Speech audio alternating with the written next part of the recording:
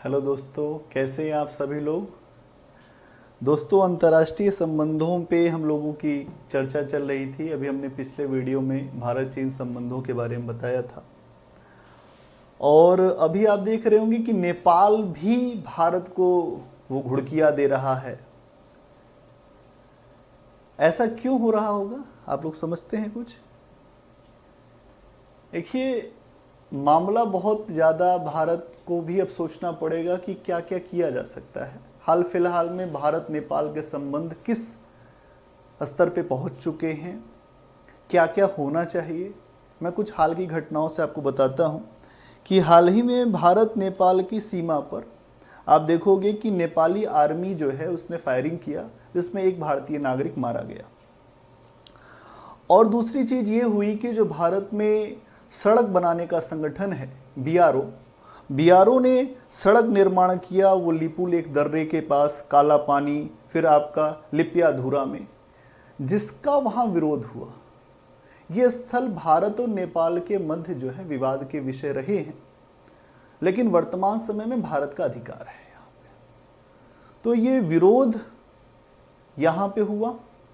दूसरी चीज, कुछ समय के बाद नेपाल ने एक नया मैप जारी किया जिसमें इन विवादित स्थलों को अपने बाउंड्री में दिखा दिया गया।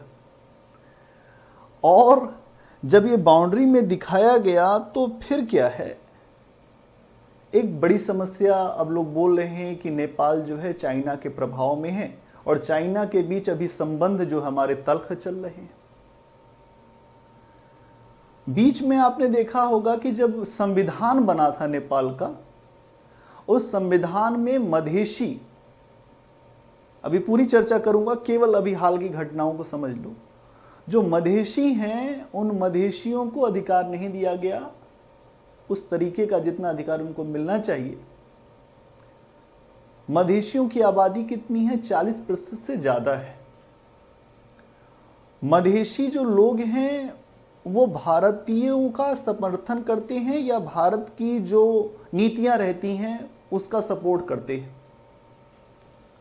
तो जब संविधान का निर्माण किया गया तो आप देखोगे कि भारत से जो बॉर्डर लगता है नेपाल का, वहां बॉर्डर में निचले इलाकों में मधेशी हैं पूरे। मधेशियों ने जब देखा कि उन्हें अधिकार नहीं मिल रहा है, उनके अधिकारों का हनन किया जा रहा है, तो मधेशियों ने बॉर्डर को लॉक कर दिया। भारत नेपाल का बॉर्डर लॉक कर दिया गया और इस बॉर्डर के लॉक करने से नेपाल में बड़े स्तर पे महंगाई बढ़ गई, समस्याएं खड़ी हुई। तब से नेपाल में जो सरकारें हैं या जो सरकार अभी है, उस सरकार को ऐसा लगता है कि ये जो आंदोलन, ये जो बॉर्डर लॉक किया गया, इसमें भारत सरकार का भी कुछ सहयोग था। लेकिन यहां समझना पड़ेगा नेपाल को कि अगर अपने नागरिकों को अधिकार आप नहीं दोगे तो नागरिक जिस भी स्थान पे रहता है उसको विरोध तो वो करेगा। तो आज हम लोग एक प्रश्न के माध्यम से भारत नेपाल संबंधों को समझेंगे। मेरे कई विद्यार्थी ऐसे हैं जिनका मैसेज आया मेरे पास कि सर, प्रश्न के द्वारा थोड़ा आप अगर हम लोगों को बताते तो ज़्यादा अच्छा हमें समझ में आता और चीज़ें बेहतर होती, क्योंकि अधिकतर वीडियो में प्रश्न को लेकर फ्रेम नहीं होता है और प्रश्नों की प्रकृति हम समझ नहीं पाते। तो दोस्तों, मैं यही चाह रहा हूँ कि कुछ ऐसा किया जाए जिससे आपको फ़ायदा मिले।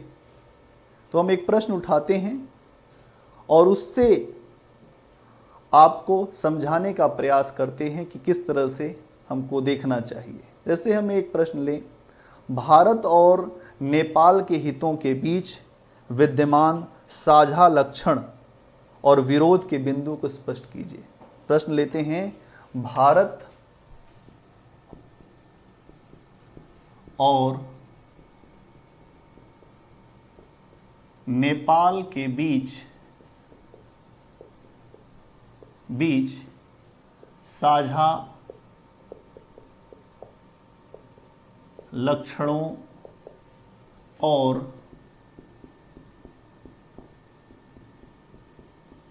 विरोध के तत्वों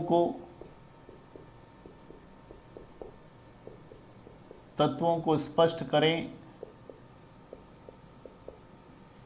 भारत और नेपाल के बीच साझा लक्षणों और विरोध के तत्वों को स्पष्ट करें। भारत के लिए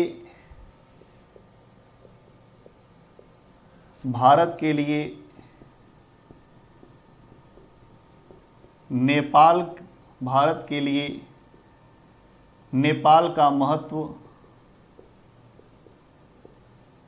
भारत के लिए नेपाल का महत्व अत्यधिक है और संबंधों के सुधार के लिए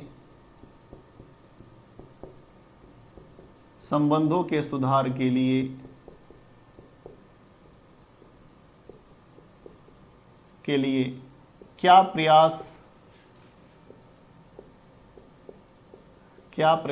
किए जाने चाहिए।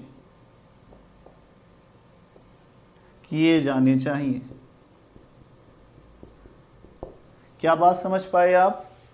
यह प्रश्न है, इस प्रश्न से हम चलते हैं, ठीक है? तो आप समझ पाएंगे कि इस प्रश्न को कैसे डील करना है। तो ये जो प्रश्न अंतर्राष्ट्रीय संबंध में लिखा जाता है दोस्तों, उसमें तथ्यात्मक जानकारी की बहुत आवश्यकता नहीं होती है। एक आपको विकास क्रम पता होना चाहिए, आप विश्लेषण करने की क्षमता आपके पास होनी चाहिए, और जब आपके पास ये चीज़ें आएंगी तो आपको एक अच्छा विश्लेषण करने में मदद मिलेगी। देखो, भारत नेपाल के जो संबंध हैं, सबसे पहले तो समझो कि अगर हमें देखना है तो क्या देखें, भौगोलिक स्थिति देखते हैं। भौगोलिक स्थिति नेपाल की प्लस भारत। भौगोलिक स्थिति को जब देखोगे आप तो आपको समझ में आएगा कि कैसे क्या क्या मामला है। यहां पे देखो, चीन और भारत के बीच नेपाल एक बफर स्टेट है। आप जानते हो बफर स्टेट क्या होता है? दो देशों के मध्य एक जो तीसरा देश होता है उसको बफर स्टेट कहते हैं, और ये बहुत ही महत्वपूर्ण होता है, ठीक है? यहां एक बात समझना पड़ेगा कि चीन और नेपाल के मध्य बहुत ज्यादा संबंध डेवलप नहीं हो पाए। इसके पीछे एक कारण यह भी है कि भौगोलिक बाधा। इन दोनों देशों के बीच में हिमालय है। हिमालय आप जानते हैं बहुत ही दुर्गम पहाड़ी है, और इसीलिए नेपाल और चीन के संबंध बहुत डेवलप नहीं हुए उस तरीके से जितना होना चाहिए था। भारत के साथ नेपाल मैदानी सीमाओं से मिला हुआ है।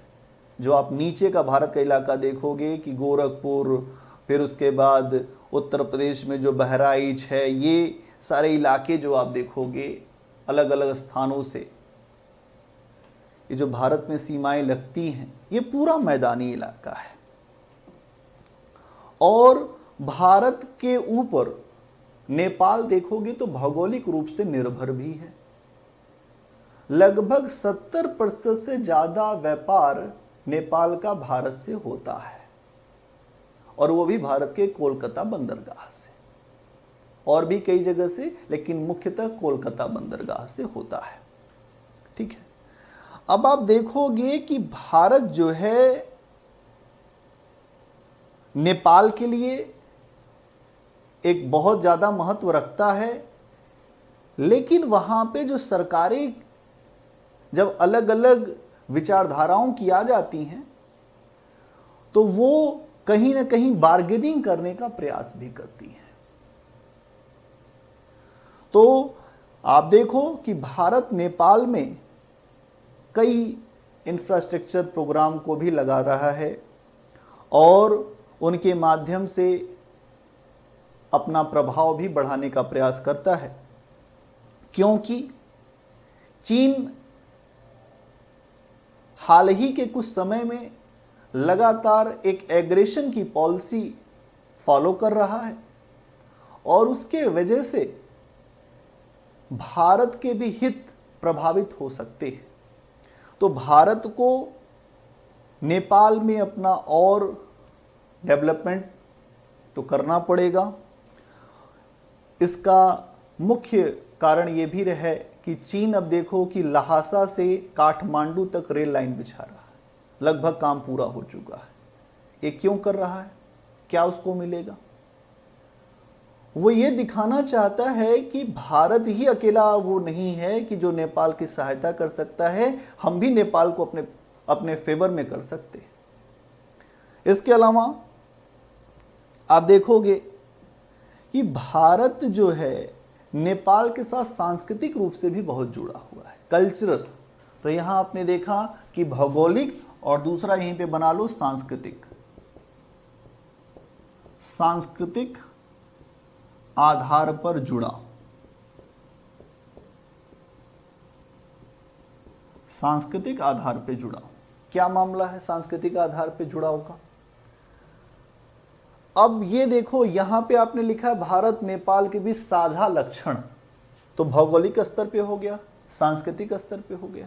मैं थोड़ा विस्तृत बता रहा हूं, आप छोटा करके लिख सकते हैं।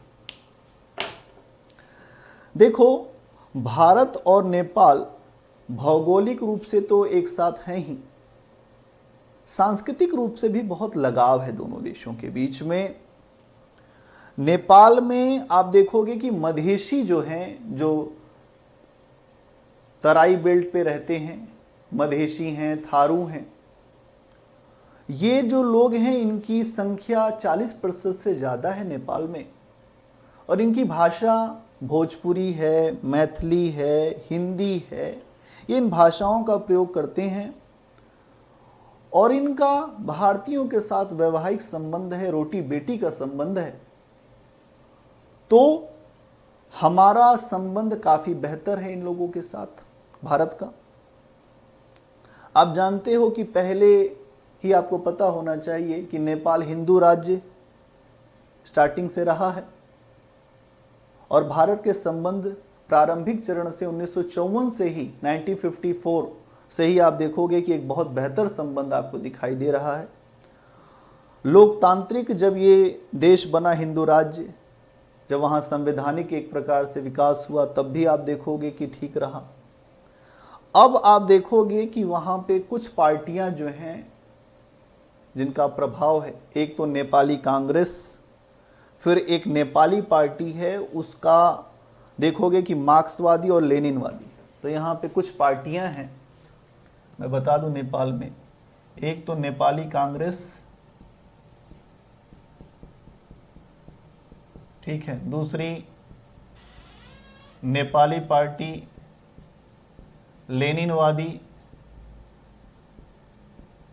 ठीक है, लेनिनवादी आप देखोगे, और मार्क्सवादी, इसका नाम है लेनिनवादी प्लस मार्क्सवादी।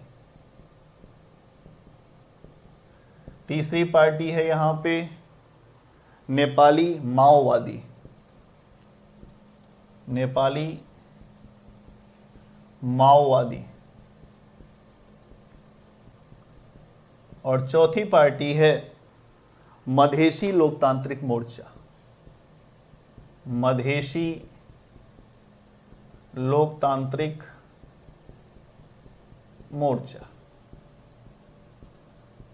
ये चार पार्टियां हैं जो वहां पे राजनीति करती है, ठीक है।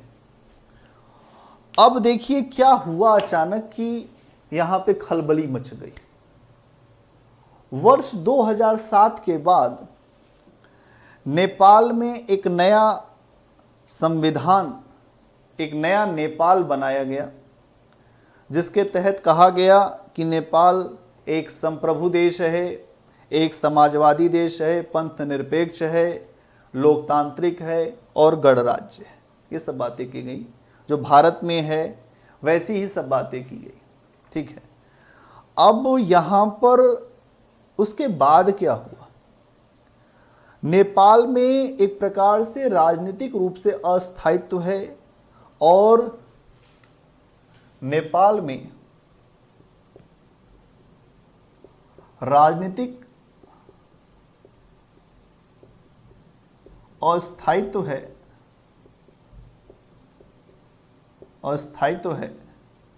एवं निर्जातीय समस्या है। ये अभी मैं बताऊंगा आपको क्या मामला है।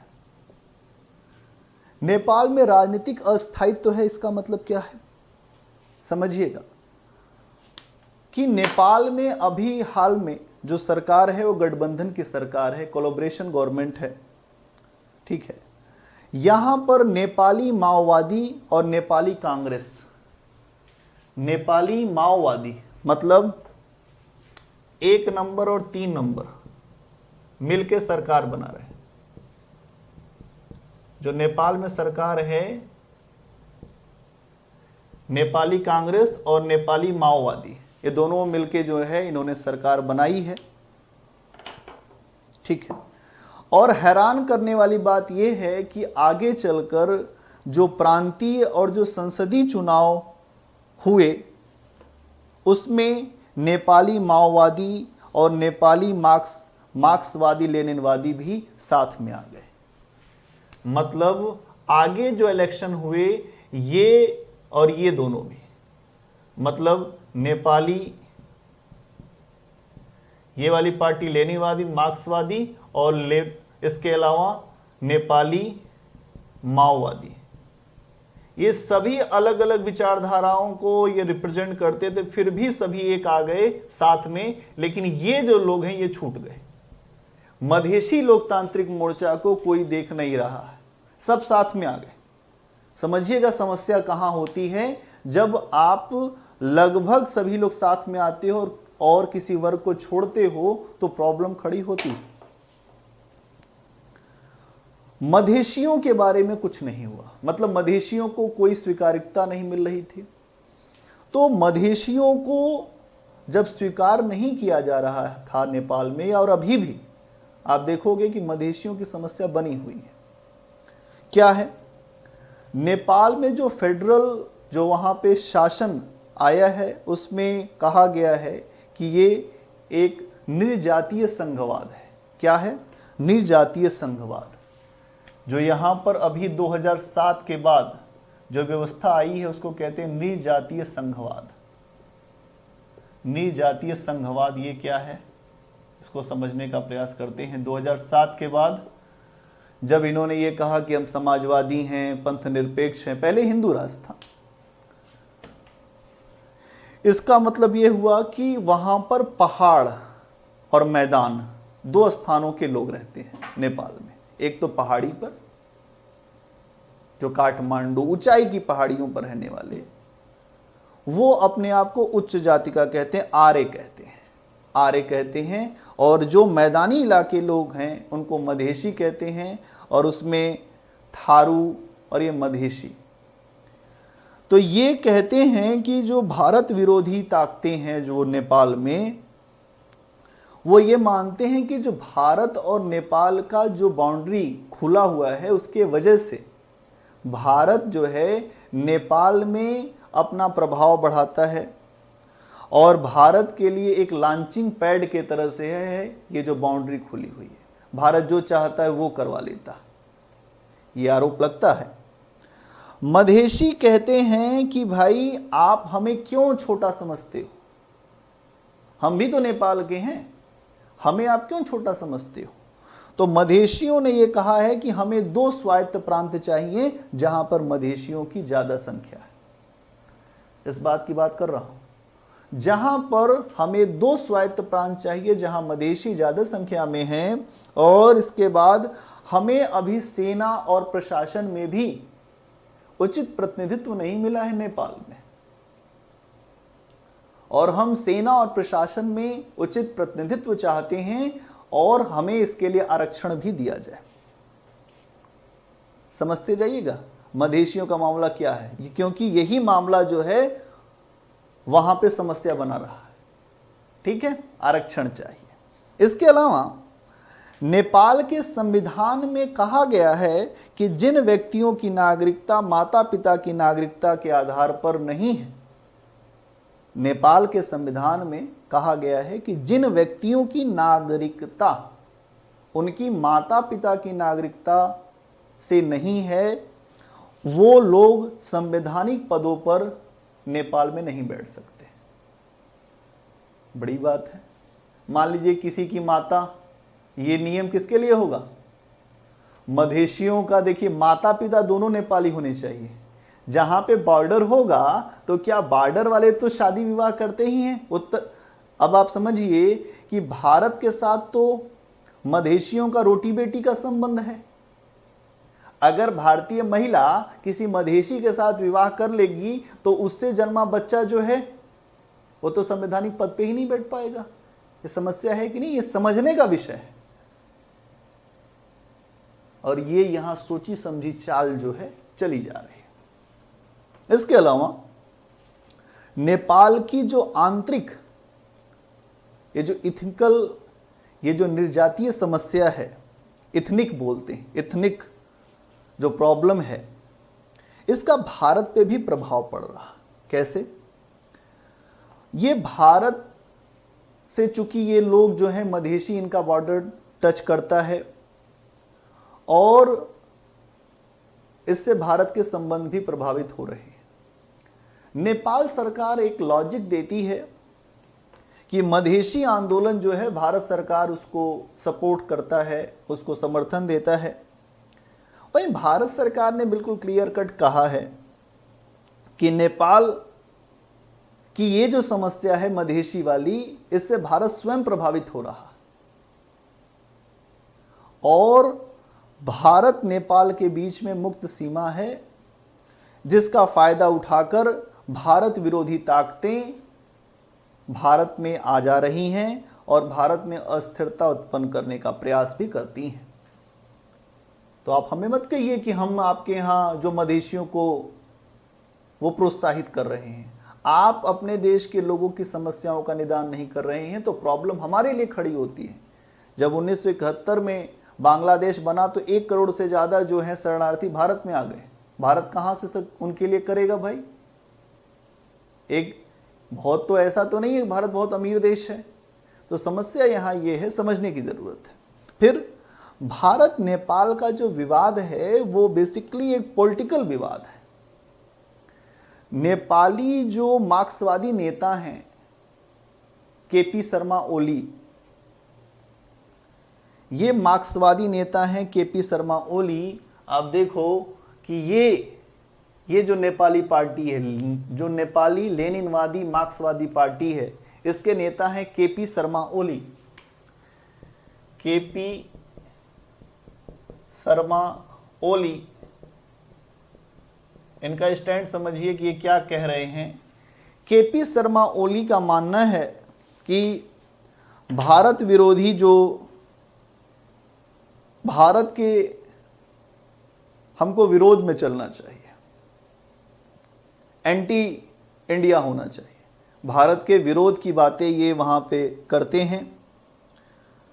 लेकिन जब से नेपाली कांग्रेस के नेता, वो चूंकि थोड़ा लिबरल हैं, वहां पे जब से वो नेता जो हैं वो आए, तब से भारत के साथ संबंधों को ठीक करने का प्रयास भी नेपाल की सरकार ये चाह रही है कि भारत के साथ संबंध ठीक रहे।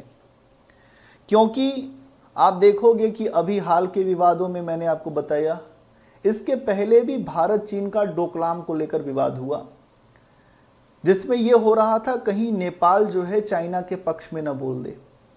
लेकिन नेपाल ने कुछ समझा और वो इस मामले में न्यूट्रल रहा।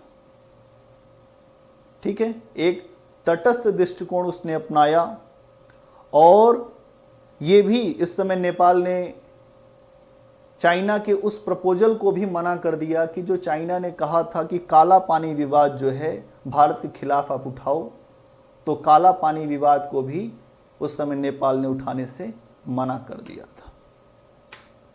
ठीक है, अब आप देखोगे कि यहां क्या मामला है। अब भारत और नेपाल के बीच में जो मुक्त सीमा है उसका क्या विवाद है? भारत नेपाल के बीच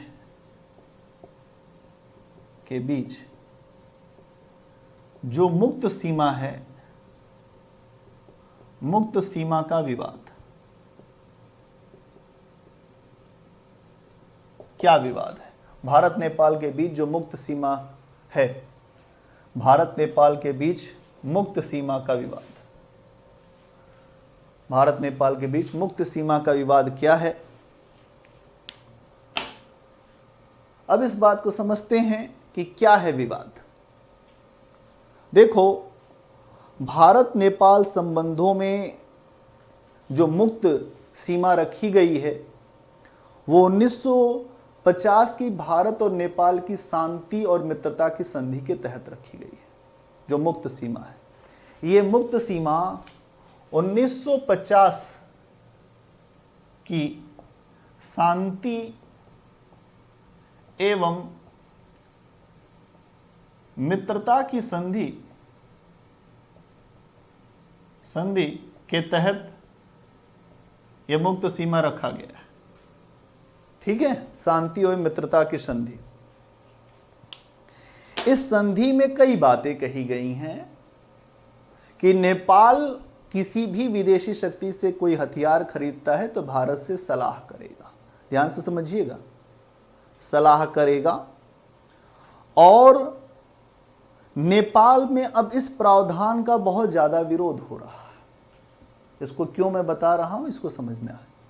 नेपाल में इस प्रावधान का तेजी से विरोध हो रहा है और जो नेपाली नेता हैं, जो आप जानते हैं, ये नेपाली जो नेता हैं, केवल ये जो मधेसी लोकतांत्रिक पार्टी को छोड़ दीजिए, तो ये नेपाली जो नेता हैं ये कहते हैं कि इंडिया जो है पहले ही नेपाल लैंडलॉक कंट्री है। ऐसा देश लैंडलॉक कंट्री कहलाता है जिसकी सीमा समुद्र से नहीं मिलती। तो इन नेपाली नेताओं का मानना है कि नेपाल पहले से ही लैंडलॉक कंट्री था, लेकिन इस संधि के तहत से वो इंडिया लॉक हो गया है। इस संधि के तहत इंडिया लॉक हो गया है। क्या बात समझ में आ रही है? इसलिए यह संधि नेपाल की संप्रभुता को वायलेंट करती है, मतलब नेपाल की संप्रभुता को नुकसान पहुंचाती है, उसके विरुद्ध है। ठीक है, तो इस संधि को अब नहीं आगे बढ़ाना चाहिए। एक बात यह है। दूसरी बात, इस संधि के तहत यह कहा गया है कि जो नेपाली लोग हैं उनको भारत में नागरिक का दर्जा मिलेगा 1950 की संधि से, शांति और मित्रता की। और दूसरा, भारतीय लोगों को भी नेपाल में नागरिक का दर्जा मिलेगा। यहां एक बात, राजनीतिक अधिकार को छोड़कर सभी अधिकार मिलेंगे, केवल पॉलिटिकल राइट्स नहीं मिलेंगे।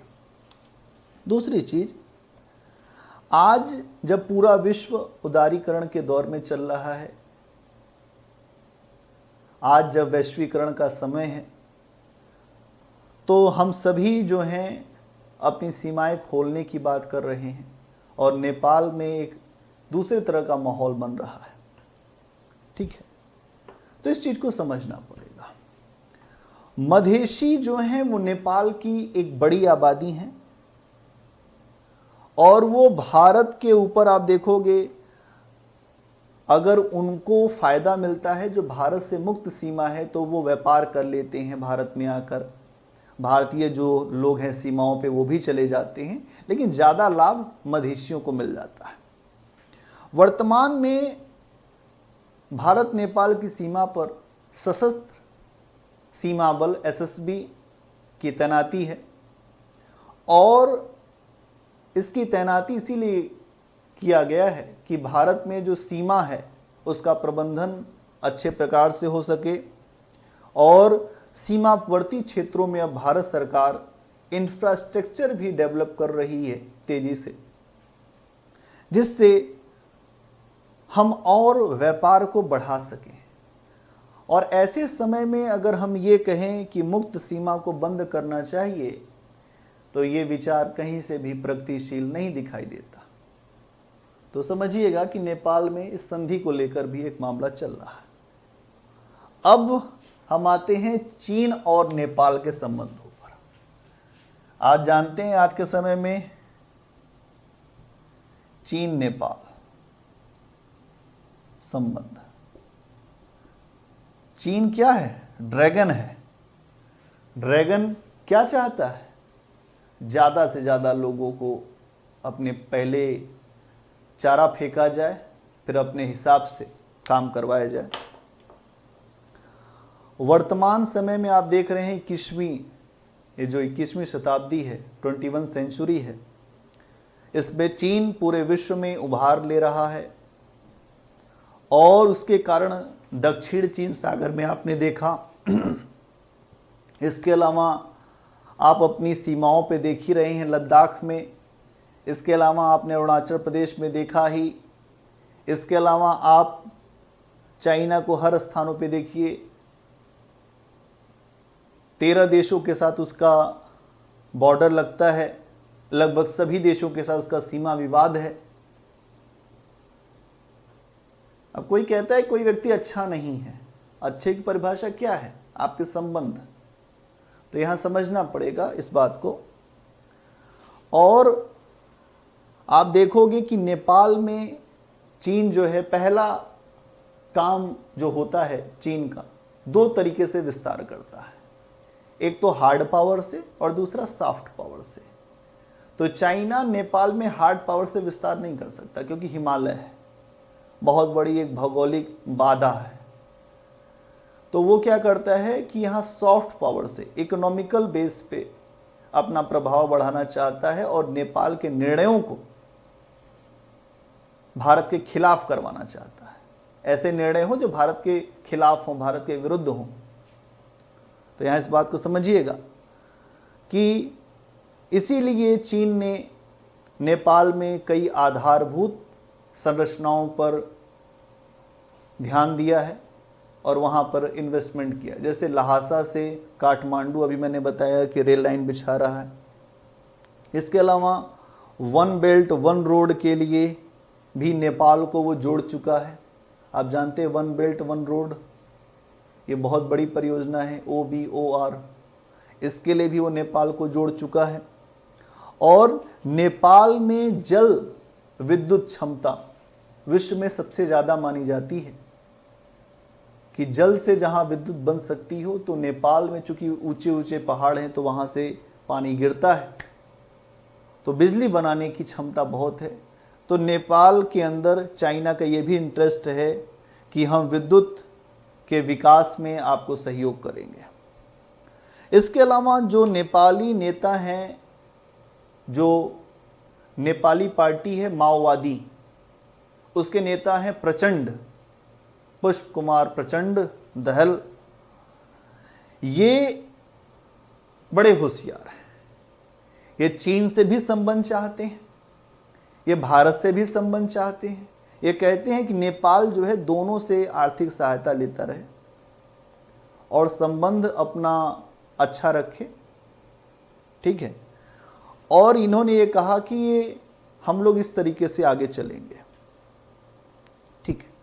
अब देखो, लेकिन चीन और नेपाल के बीच में कई सैन्य अभ्यास बीच में किए गए। हाल फिलहाल में सैन्य अभ्यास हुए, और ये जो सैन्य अभ्यास हुए, ये भारत की सुरक्षा के लिए गंभीर खतरा है। क्योंकि दो देशों का संबंध ऐसा नहीं बनना चाहिए कि उससे जो तीसरा देश है जिसके साथ आपके बहुत अच्छे संबंध हैं, वो आपसे नाराज हो जाए। तो यहां ये बात नेपाल नहीं समझ पा रहा है। नेपाल ने अपने फायदे के लिए चीन के साथ सैन्य अभ्यास किए और इससे भारत की सुरक्षा को एक खतरा पहुंच रहा है। इसलिए ये जो सहयोग का जो त्रिकोणीय विचार है, जो वहां पे प्रचंड दे रहे हैं कि नेपाल चीन और भारत का जो सहयोग वाला ये विचार बहुत प्रगतिशील तो दिखाई देता है, लेकिन भारत के लिहाज से अगर देखेंगे तो ये बहुत प्रगतिशील नहीं है। कैसे? भारत और चीन के मध्य गहरे अविश्वास हैं, पहली बात। दूसरी चीज ये है कि आप देखोगे कि सीमा विवाद अभी हमारा सॉल्व ही नहीं हो रहा है। लगातार 37 वर्षों से हम सीमा विवाद सॉल्व करना चाहते हैं, चीन सॉल्व नहीं करता। सीमा विवाद बना हुआ है और चीन का नेपाल में अगर ऐसे ही प्रभाव बढ़ता रहेगा तो ये भारत के लिए अच्छे संकेत नहीं होंगे। देखिए, भारत किसी भी देश की संप्रभुता के खिलाफ नहीं है और भारत ना तो नेपाल को चीन के साथ संबंध रखने से रोक रहा है, ना ही रोक सकता है, लेकिन शर्त यह है कि वो संबंध भारत के खिलाफ नहीं होने चाहिए। अगर भारत के खिलाफ संबंध हो रहे हैं तो ये हमारे लिए ठीक नहीं है और हम यही सलाह देंगे कि जो नेपाल के संबंध हों वो भारत के विरुद्ध नहीं होने चाहिए। ठीक है, तो क्या समझ पाए इतनी बातें? इसके अलावा एक पॉइंट और लेते हैं।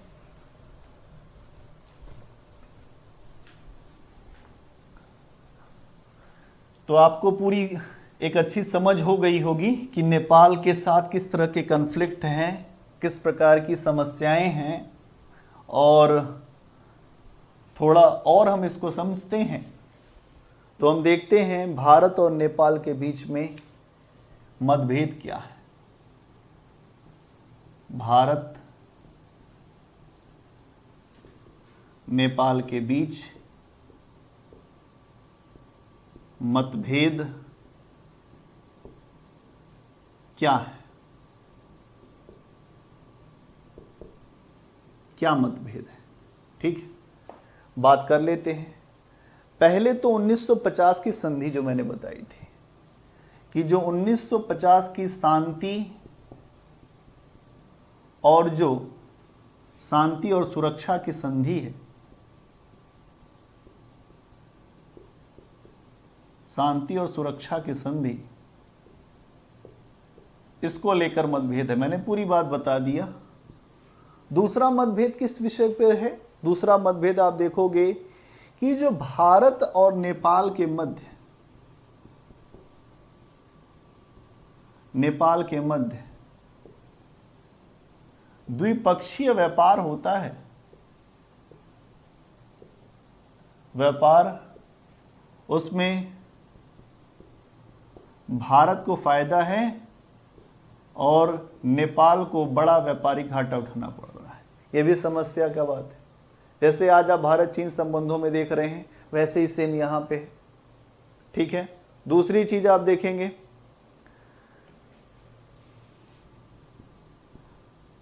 यहां पर नेपाल चीन के संबंधों से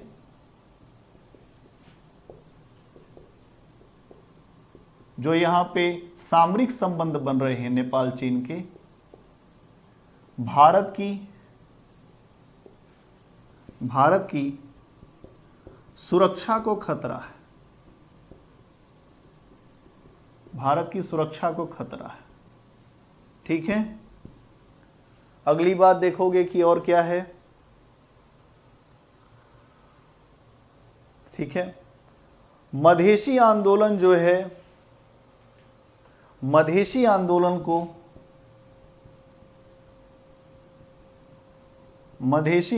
को नेपाल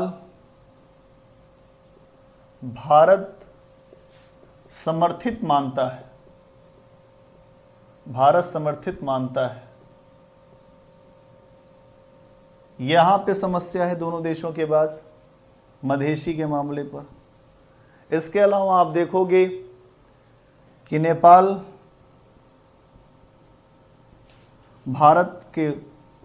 भारत को big brother,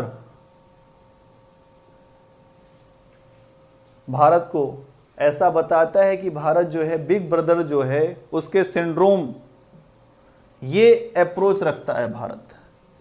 Bharat big brother का दृष्टिकोण रखता है, ये अच्छा नहीं है, हमारे ऊपर हर चीज थोप देता है।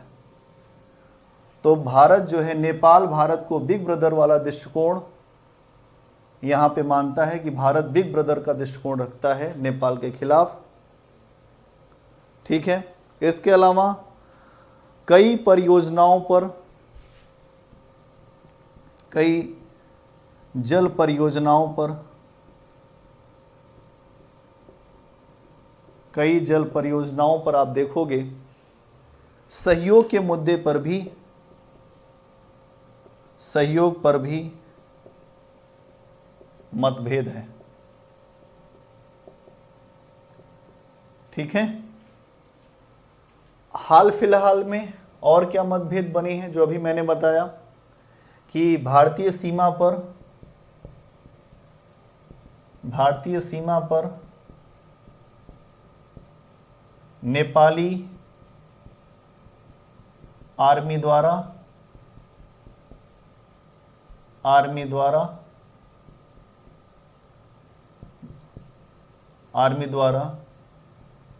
गोली मारने से एक व्यक्ति की मृत्यु हुई। अभी यह भारतीय नागरिक था जिसकी मृत्यु हुई। ठीक है। इसके अलावा आप देखोगे कि जो बीआरओ है वो सड़क निर्माण कर रहा था अलग अलग स्थानों पे, चाहे वो लिपू लेक हो, ठीक है, चाहे वो लिपू लेक हो, काला पानी हो, लिपू लेक, काला पानी। इसके अलावा आप देखोगे लिप्पिया धुरा में ये जो सड़कें बन रही थी, इसको लेकर समस्याएं खड़ी हुई। ठीक है। और यहां पर यह बताया गया है, ये जो स्थान है ये विवादित स्थल है। पहली चीज तो ये है, विवादित स्थल है, लेकिन भारत के नियंत्रण में है, भारत के नियंत्रण में है, भारत के नियंत्रण में है। ठीक। क्या हुआ आगे कि इन स्थानों पर यहां पे जो भारतीय संगठन है बीआरओ वो सड़कें बना रहा था, यह विवादित स्थल है, भारत के नियंत्रण में है। कुछ समय के बाद एक मैप नेपाल का आता है, जो नया मैप, जिसमें इन तीनों स्थलों को अपने मैप में दिखाता है। नेपाल के मैप में दिखाया जाता है। ये यहां समस्या, अभी वर्तमान तक मैंने अपडेट कर दिया, ये मामला है। ठीक है। तो अब ये बात आज आपको इतनी बातें आपको समझनी थी। अब हम बात करेंगे आगे अगली क्लास में कि भारत के सामने नेपाल को लेकर क्या क्या विकल्प है। आप लोग ध्यान से सुनते रहिए, मन से पढ़िए और अपना ध्यान रखिए। इस समय जो भी स्थितियां इस देश में चल रही हैं कोरोना को लेकर, आप लोग बिल्कुल सतर्क रहिए, बचिए, कहीं बाहर जाने से बचिए और सभी लोगों को ढेर सारी शुभकामनाएं। मेहनत करें, थोड़े समय बाद सब कुछ अच्छा हो जाएगा। Thank you.